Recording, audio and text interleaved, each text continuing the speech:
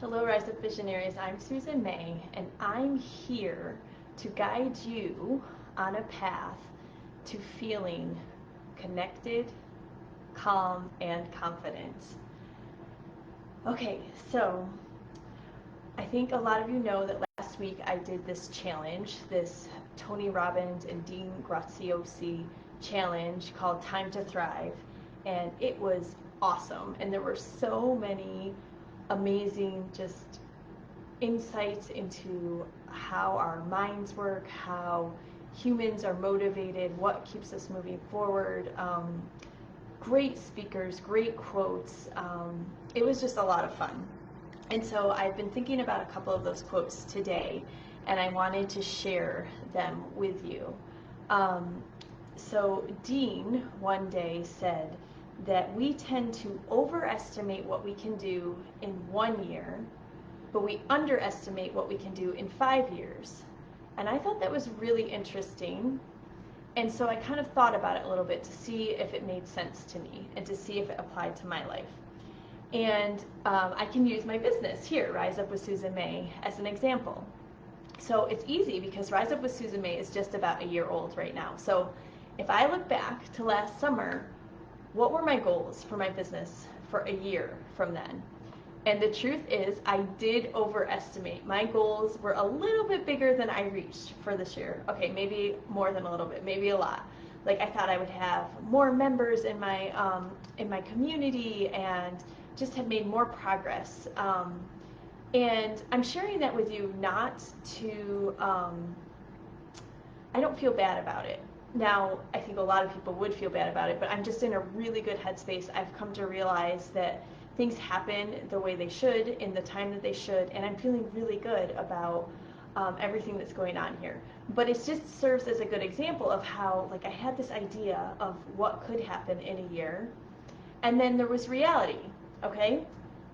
Now, what about 5 years?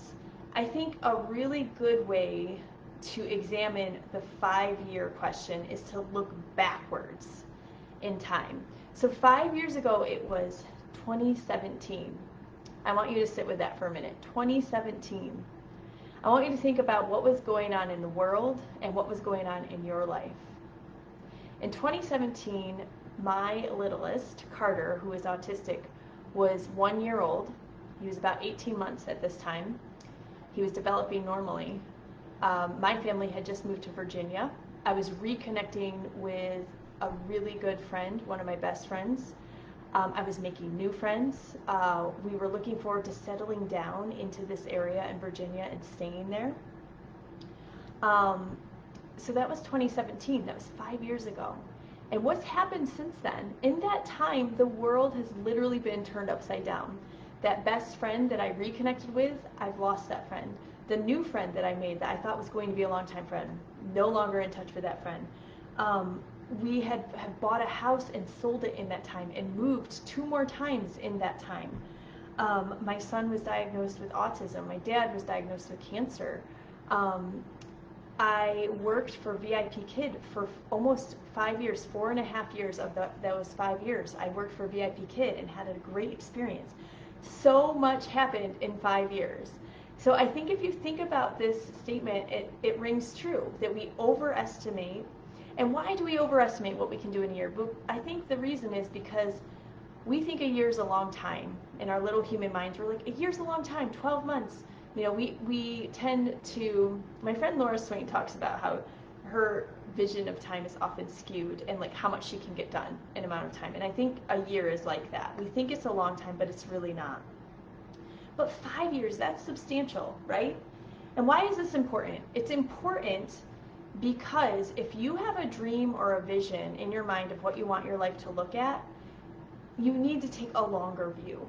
And that will help you stay focused. And it will help you not become discouraged when things don't happen as quickly as you want them to. Okay? Tony Robbins was an amazing speaker at this thing, and I've never really paid much attention to him, so some of you may already know how amazing he is, but he talked about how everything ends.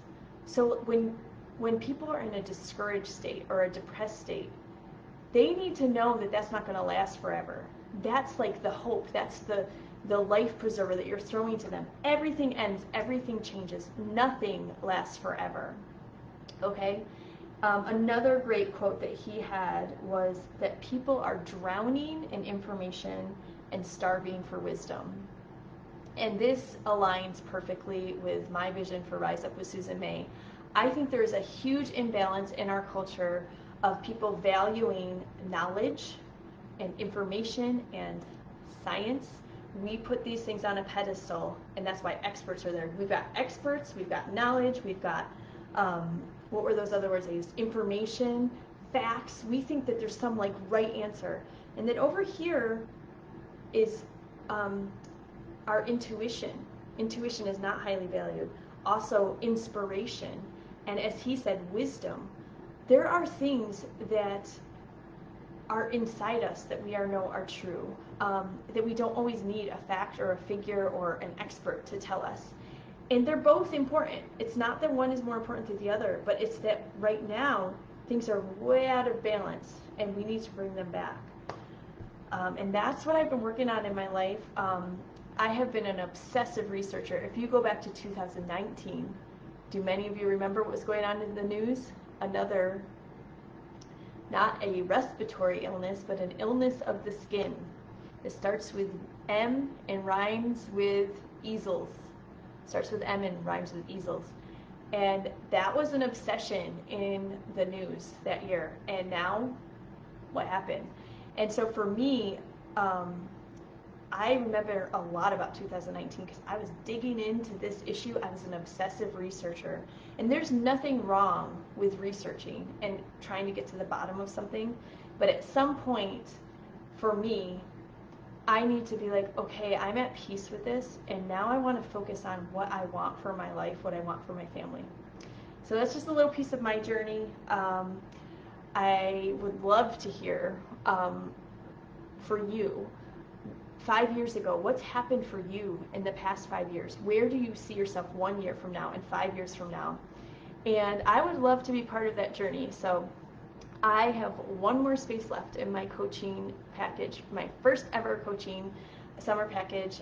There's one space left, and you have tonight to book it because I'm closing that up tomorrow. I will say midnight Pacific time, but guess what? The secret is I'm going to sleep. So in the morning, I'm shutting it down. But there's one space left. I would love to have you join me. And that's everything for tonight. Remember, be bold, be brave, be you, because who else is there to be? I love you all, and I'll see you again soon.